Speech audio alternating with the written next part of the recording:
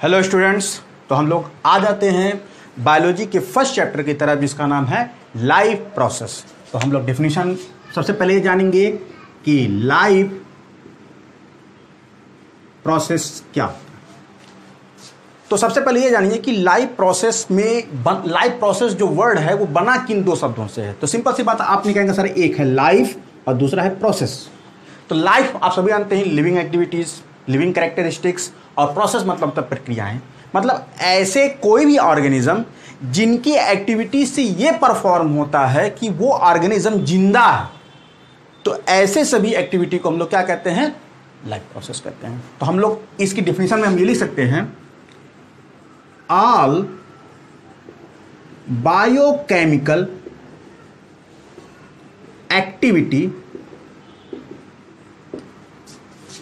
which are performed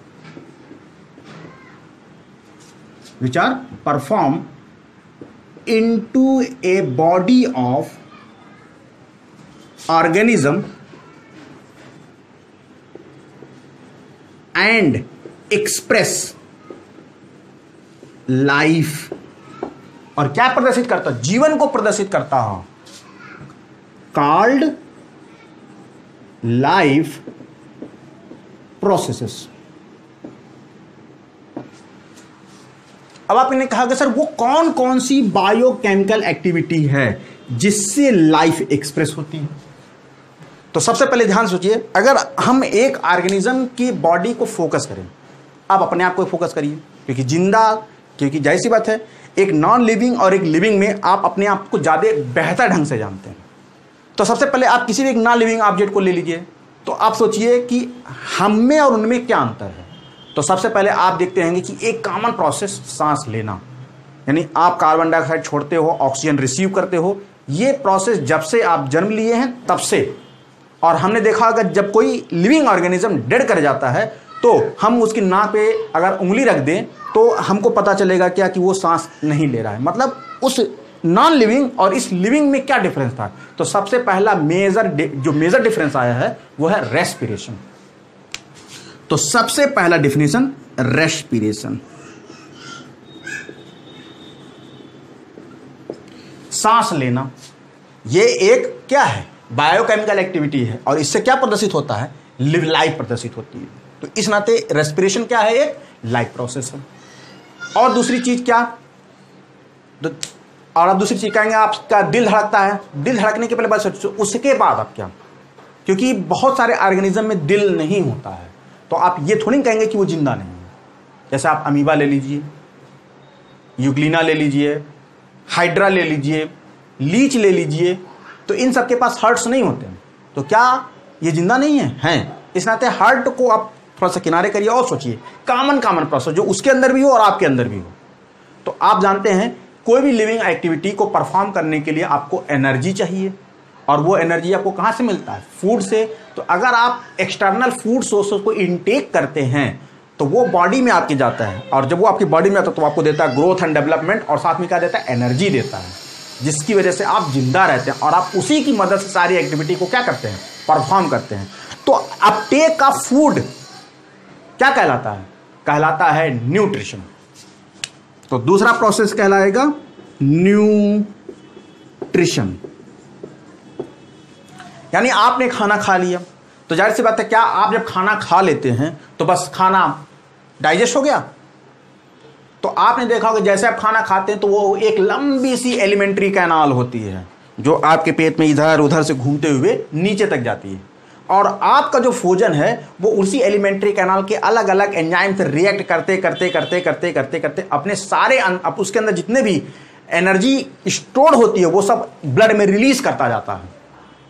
तो जब आप फूड अंदर लेते हैं तो फूड को डाइजेस्ट करने का प्रोसेस होता है। तो फूड के डाइजेस्ट करने के प्रोसेस का नाम रखा गया क्या? डाइजेशन। यानी अगर आप खाना खा रहे हैं तो आपके बॉडी में डाइजेशन होना चाहिए। तो दूसरा लिविंग एक्टिविटी, अब देखिए चाहे आप अपनी बात करिए या एक छोटे से लिविंग ऑर्गेनिज्म की बात, बैक्टीरिया तक की बात कर लीजिए, प्रोटोजोआ तक की, वो भी डाइजेशन करता है, यानी खाना खाकर उसको पचाता है। और उसके बाद चौथी लिविंग एक्टिविटी, और ऐसी कोई लिविंग एक्टिविटी है जो आप सोचिए, तो आपको जो चौथी लिविंग एक्टिविटी मिलेगी वो मिलेगी रिप्रोडक्शन। अगर वो लिविंग ऑर्गेनिज्म है तो वो उसका ये एक कैरेक्टरिस्टिक होना चाहिए कि वो अपने ही जैसे न्यू प्रोजेनी को प्रोड्यूस करे, और अगर वो अपने जैसे न्यू प्रोजेनी को प्रोड्यूस करता है तो इसका मतलब ये है कि वो लिविंग है, क्योंकि एक पत्थर अपने जैसे ही अपने ही बॉडी मास के बराबर का दूसरा पत्थर नहीं पैदा कर सकता, लेकिन एक लिविंग ऑर्गेनिज्म अपने जैसे कैरेक्टर वाले नए लिविंग ऑर्गेनिज्म को प्रोड्यूस करता है।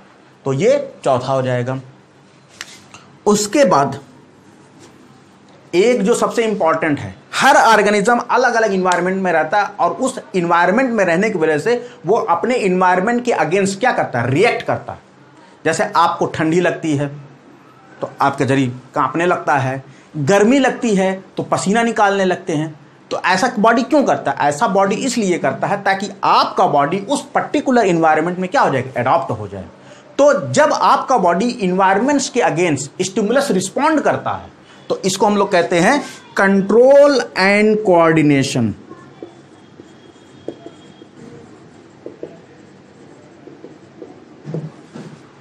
यानी अगर हम देखें तो कुल कितने बायोलॉजिकल प्रोसेस देख रहे हैं? Respiration, nutrition, digestion, reproduction, control and coordination.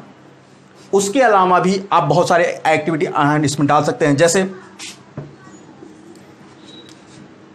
Circulation,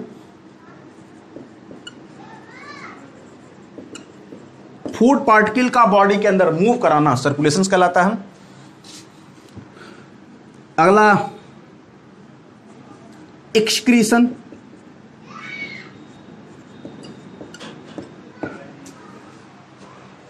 और आप एक और भी डाल सकते हैं अपनी तरह से,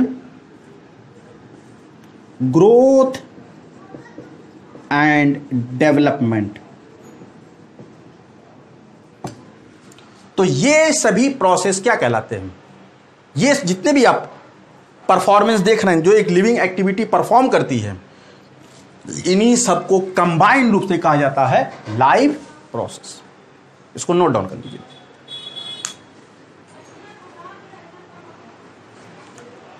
हाँ तो स्टूडेंट्स, हम लोग आ जाते हैं लाइव प्रोसेस के नेक्स्ट स्टेप की तरफ, जो सबसे पहले स्टार्ट होता है न्यूट्रिशन, खाना। बच्चों, ये खाना ही है, फूडिंग ही है जो आपको पढ़ने के लिए विवश करती है, लोगों को एक जगह से दूसरे जाने पर माइग्रेट करने के लिए विवश करती है, वो है खाना।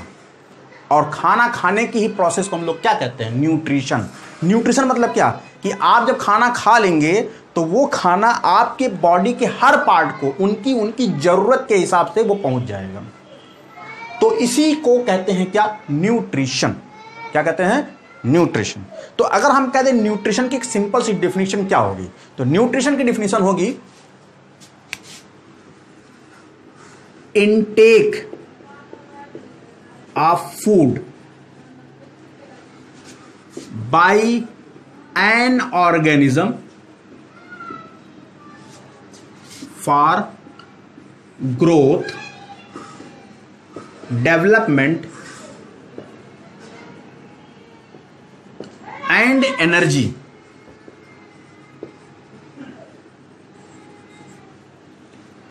For intake of food by an organism for growth, development and energy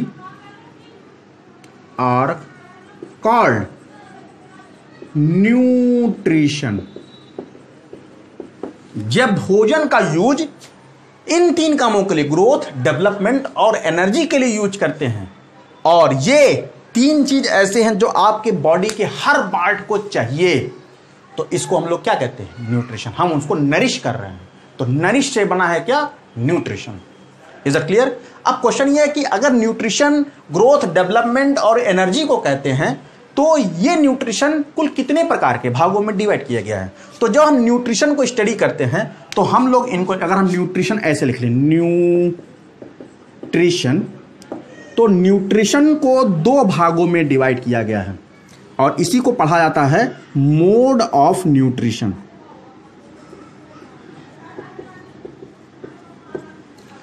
तो देखा गया है जितने भी ऑर्गेनिज्म होते हैं वो फूड दो तरीकों से इनटेक करते हैं। सोचिए कैसे।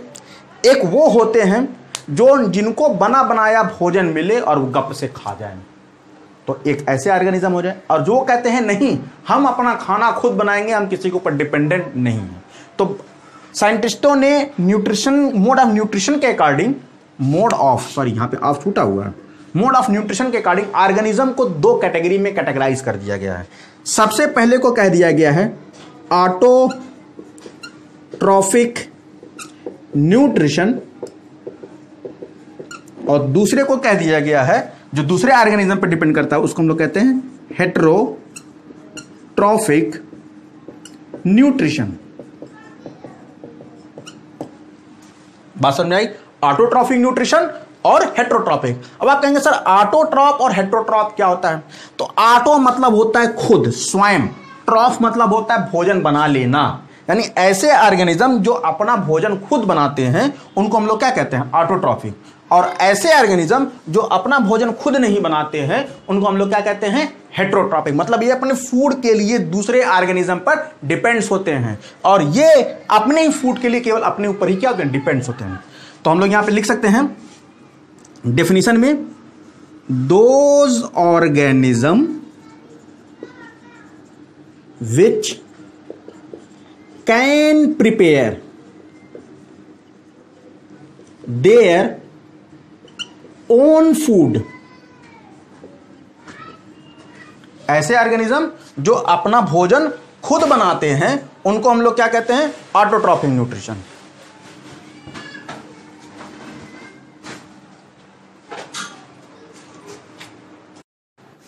नेक्स्ट है हेटेरोट्रॉफिक न्यूट्रिशन। हेटेरोट्रॉफिक न्यूट्रिशन में हम ये कहेंगे those organism which depends on the another organism for food, यानी ऐसे ऑर्गेनिज्म जो दूसरे ऑर्गेनिज्म पर अपनी फूड के लिए क्या होते हैं? डिपेंड्स होते हैं। तो ऐसे सभी ऑर्गेनिज्म को या ऐसे सभी न्यूट्रिशन को हम लोग क्या कहते हैं? Heterotrophic nutrition.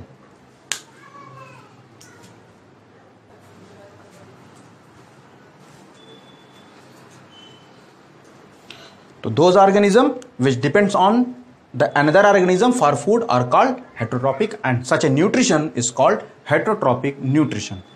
अब हम ये डिफाइन करेंगे कि ऑटोट्रॉफिक न्यूट्रिशन कुल कितने टाइप्स के होते हैं। तो चलिए एक्सप्लेन करते हैं।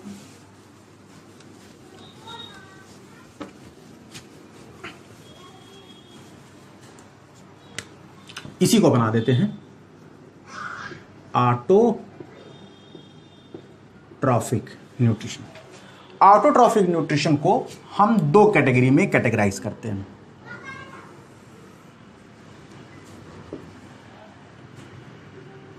एक को कहते हैं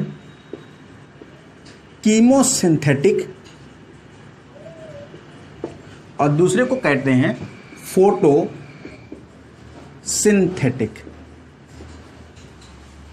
यानी अगर हम ऑटोट्रॉफिक न्यूट्रिशन को हम ये कहें कि ऐसे सभी ऑर्गेनिज्म जो या तो केमिकली या सनलाइट के प्रेजेंस में अपने फूड को प्रिपरेशन करते हैं उनको हम लोग क्या कहते हैं? ऑटोट्रॉफ कहते हैं। तो ये कीमोसिंथेटिक न्यूट्रिशन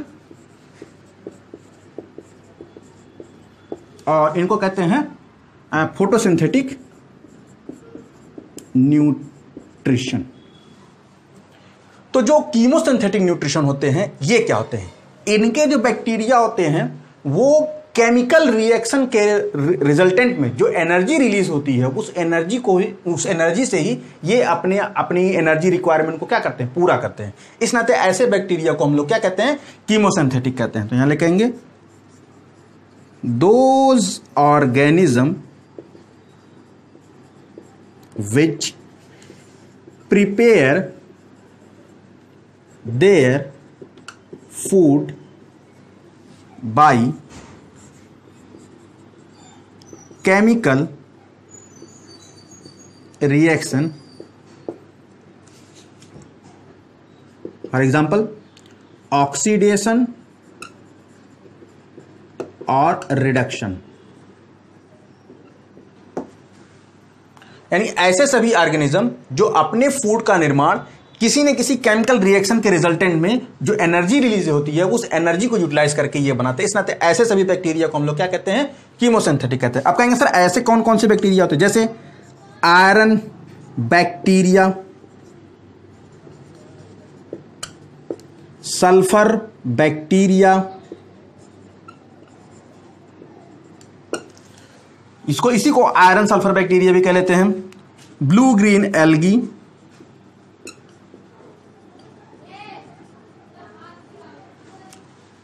ये सब इसके एग्जाम्पल हैं। जैसे आयरन बैक्टीरिया क्या है, जैसे आप लोगों ने देखा होगा कि जब आयरन का ऑक्सीडेशन होता है तो ये बनता क्या है, Fe2O3, तो ये हो जाएगा।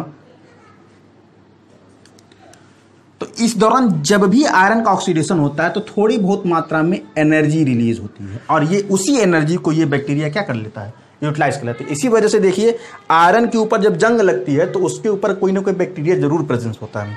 इसी नाते लोगों कहते हैं कि जब भी कभी लोहे से कट जाए तो उस जगह को स्टेरलाइज कर लेना चाहिए, आप टिटनेस की सुई लगवा लेना चाहिए, ये इसके रीजन। और ये जो सल्फर बैक्टीरिया है ये पाए जाते हैं डीप ओशन में।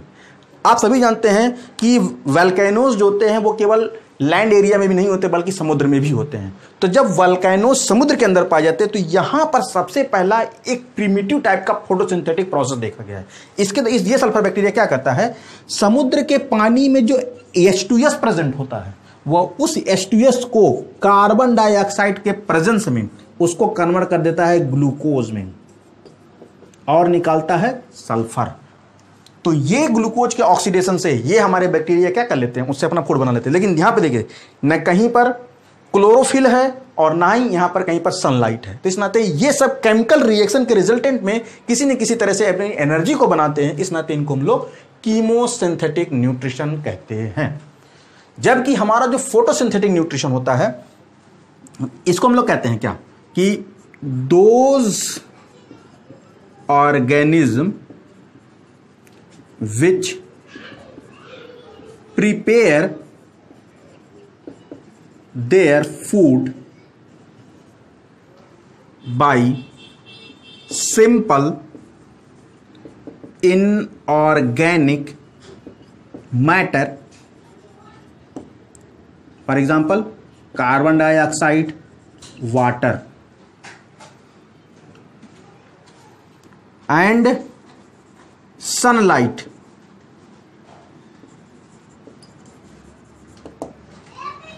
Called photosynthetic bacteria. जैसे एग्जांपल के तौर पे हम यहां जानते हैं 6CO2 6CH2O, यहां पे आप डाल देंगे सनलाइट, एस न्यू सनलाइट का रिप्रेजेंटेशन है, और नीचे क्लोरोफिल C6H12O6 प्लस 6O2। तो ये हो जाते हैं photosynthetic nutrition. Note down it.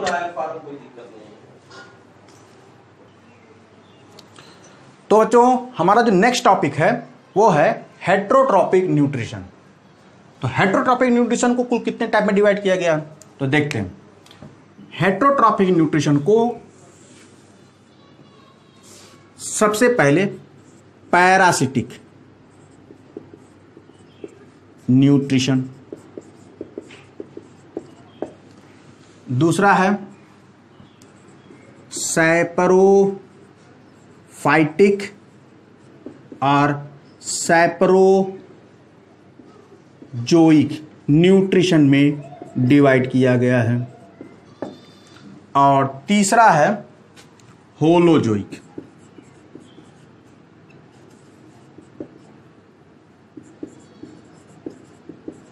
Nutrition, और लास्ट है स्कैवेंजर। लेकिन हम लोग यहां पर केवल पढ़ेंगे पैरासिटिक, सैप्रोफाइटिक और होलोजोइक न्यूट्रिशन। तो सबसे पहले जानते हैं ये पैरासिटिक न्यूट्रिशन क्या होता है। हम सभी जानते हैं पैरासिटिक, जाहिर सी बात है, डिपेंड क्या है, ये नाम क्या है, हेट्रोजोइक न्यूट्रिशन। हेट्रोजोइक न्यूट्रिशन मतलब ऐसे ऑर्गेनिज्म जो अपना भोजन खुद नहीं बनाते बल्कि अपने भोजन के लिए किसी न किसी दूसरे ऑर्गेनिज्म पर डिपेंड्स होते हैं। तो पैरासिटिक जब भी ये वर्ड आता है तो ये एक इसमें एक पर्टिकुलर वर्ड आता है होस्ट, और दूसरा वर्ड आता है पैरासाइट। होस्ट और पैरासाइट के रिलेशन को हम होस्ट पैरासिटिक इंटर रिलेशनशिप कहते हैं। तो यानी जब भी पैरासिटिक आएगा तो इसमें एक होस्ट होगा। होस्ट मतलब जहां से वो ऑर्गेनिज्म फूड लेगा, और जो लेगा उसको हम लोग कहेंगे पैरासाइट। जैसे एग्जांपल के तौर पे यहां पर आपने देखा होगा कि मच्छर को खेती किसानी करते किसी ने नहीं देखा होगा, बल्कि वो क्या करता है, दूसरे ऑर्गेनिज्म के अंदर जो फूड इनबिल्ट होते हैं वो in the form of blood, वो क्या करते हैं, उनको सक आउट कर लेते हैं और उसी से वो जिंदा रहते हैं। तो मच्छर एक पैरासाइट है और वो जिस ऑर्गेनिज्म से वो खून चूस करके अपनी जिंदगी को गुजर बसर करता है वो ऑर्गेनिज्म क्या कहलाता है, होस्ट कहलाता है। तो ये पैरासिटिक जब वर्ड आता है तो ये होस्ट पैरासिटिक इंटर रिलेशनशिप को एक्सप्रेस करता है। तो हम कहेंगे पैरासिटिक न्यूट्रिशन कहेंगे कि इसकी डिफिनेशन क्या होगी, तो होगा those organism which depends on another organism for food.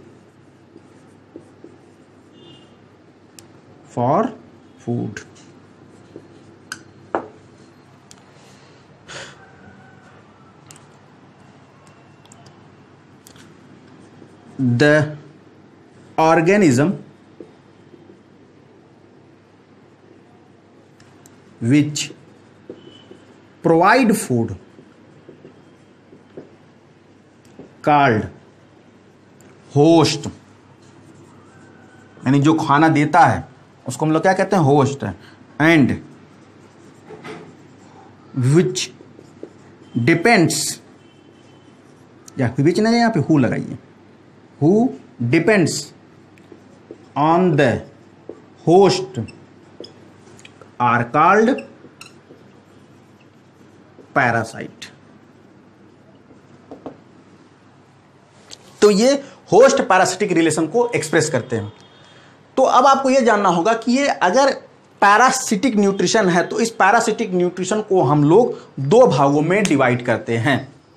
इसको आप लोग नोट कर लीजिएगा कि बस समझ लीजिए कि ऐसे सभी ऑर्गेनिज्म जो दूसरे ऑर्गेनिज्म पर अपने फूड के लिए डिपेंड करते हैं तो उनको हम लोग कहते हैं पैरासिटिक न्यूट्रिशन। और इस पैरासिटिक में जो भोजन प्रोवाइड करता है उसको होस्ट कहते हैं, और इनका हमेशा होस्ट का हमेशा नुकसान होता है और लाभ में कौन रहता है, पैरासाइट। तो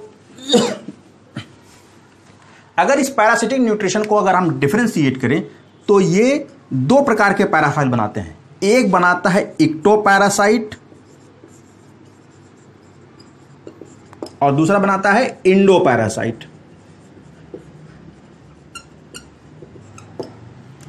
ध्यान से कि इक्टो यानी ये ऐसे पैरासाइट होते हैं जो होस्ट की एक्सटर्नल बॉडी पर चिपक करके अपने फूड को विड्रॉन करते हैं। जैसे आपने देखा होगा मच्छर, आपने देखा होगा लाइस, जो किल्ली जिसे कहते हैं, जो कुत्ते उत्ते के शरीर में ऊपर से पड़ जाते हैं तो वो लोग क्या करते हैं, बाहर से खून कुछ सक कर लेते हैं। आपने देखा होगा लीच देखा होगा, जोंग जिसको कहते हैं, वो भी होस्ट से बाहरी सरफेस जुड़ करके खून को विड्रॉ कर लेता है। तो यहां पे लिखेंगे those parasite which take their food from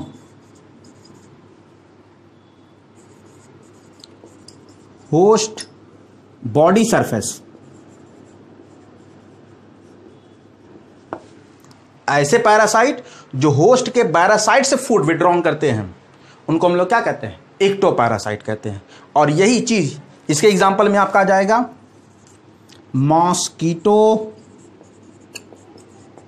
लाइस जिसको आप किल्ली, जुआ ये सब कहते हैं, लीच ये सब आ जाते हैं, बेडबग, खटमल ये सब आ जाते हैं। जबकि जो इंडोपैरासाइट होता है तो इंडोपैरासाइट सेम डिफिनीशन कि दोस पैरा, अब इंडोपैरासाइट की अगर डिफिनीशन देनी चाहेंगे तो हम इसको इरेज कर देते हैं एक बार। अब same definition, those parasite which taken their food, यहां पे फ्रॉम नहीं है ना, इनटू द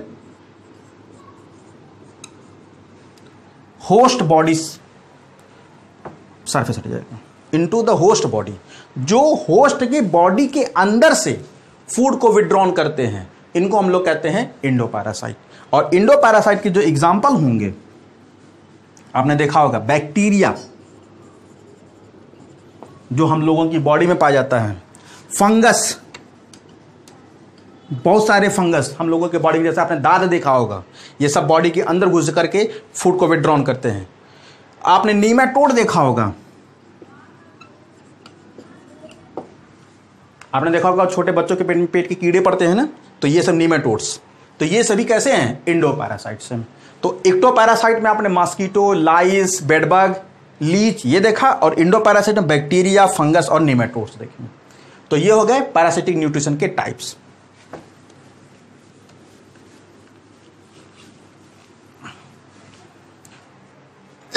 नोट्स बनाने के लिए आपको क्या करिएगा कि वीडियो को डाउनलोड कर लीजिएगा, और डाउनलोड करने पर पॉज करते करते आप हर चीज को लिख पाएंगे। अगला है सैप्रोफाइटिक और सैप्रोजोइक। देखिए बच्चों, यहां पर दो प्रकार के सैप्रोफाइटिक और सैप्रोजोइक वर्ड यूज किए गए। यहां पर याद रखिए, जब भी कहीं पर भी फाइट वर्ड आ जाए तो फाइट जो वर्ड है ये फाइटॉन से मिलकर बना होता है, जिसका मतलब होता है प्लांट, और सैप्रो मतलब होता है डेड एंड डिकेइंग, यानी ऐसे प्लांट जो दूसरे डेड एंड डिकेइंग ऑर्गेनिज्म पर ग्रो करके अपना नरिशमेंट एब्जॉर्ब करते हैं। फाइटॉन्स प्लांट, तो इसके अंदर जितने भी ऑर्गेनिज्म आएंगे वो सब प्लांट के आएंगे। और सैप्रोजोइक, जोइक मतलब ये बायोलॉजिकल वर्ड जोआन से मिलकर बना होता है। जोआ मतलब होता है एनिमल, यानी ऐसे सभी एनिमल जो अपना फूड दूसरे डेड एंड डिकेइंग ऑर्गेनिज्म से ऑब्टेन करते हैं। चूंकि हेटेरोट्रॉपिक न्यूट्रिशन की बात करते हैं, तो चाहे प्लांट हो या एनिमल, वो दोनों अगर अपने इस प्रकार से लाइफ को कंप्लीट करते हैं या अपनी लाइफ को सस्टेन करते हैं, तो इस प्रकार के न्यूट्रिशन को सैप्रोफाइटिक और सैप्रोजोइक न्यूट्रिशन के अंतर्गत रखा गया। अब सैप्रोफाइट की अगर हम बात करें तो आपने देखा होगा मशरूम, याद है ना, खाते भी होंगे बहुत लोग। तो मशरूम जो होता है एक प्लांट है, और उसको उगाया कहां जाता है? धान की भूसी पर।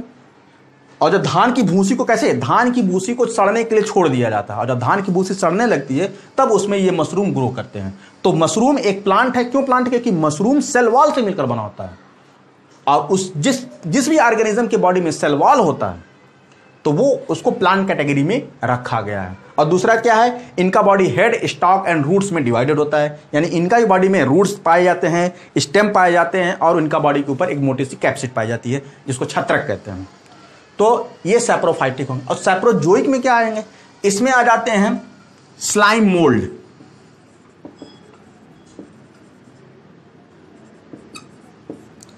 स्लाइम मोल्ड जो होता है एक प्रोटोजोवन है, जो प्रोटोजोवन के दूर के रिश्ते का चाचा मामा का बुआ का लगता होगा, तो ये स्लाइम मोल्ड होते हैं। तो स्लाइम मोल्ड क्या करते हैं, ये भी डेड एंड डिकेइंग ऑर्गेनिज्म पर ग्रो करते हैं, और ग्रो करके इनकी जो लाइफ साइकिल होती है वो बहुत कुछ फंगस जैसी होती है। इस नाते ये, लेकिन ये सभी यूनिसेलुलर स्टेट में ग्रो करते हैं।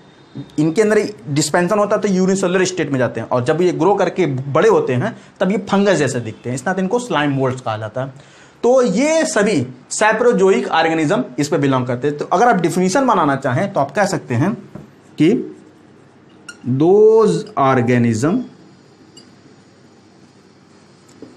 विच take their food from dead and decomposed organism, जो डेड एंड डिकम्पोज्ड ऑर्गेनिज्म से फूड को एब्जॉर्ब करते हैं उनको सैप्रोफाइटिक अगर प्लांट होगा, और अगर एनिमल होगा तो सैप्रोजोइक कहते हैं। एग्जांपल मैंने आपको दोनों बता दी, मशरूम और स्लाइम मोल्ड। स्लाइम मोल्ड क्या है? एक प्रोटोजोआ है बच्चों, प्रोटोजोआ फैमिली का बच्चा है।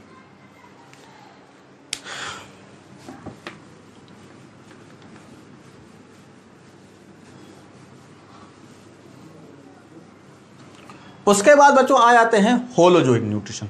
तो होलोजोइक न्यूट्रिशन को थोड़ा सा हम कायदे से ब्रीफली एक्सप्लेन करते हैं।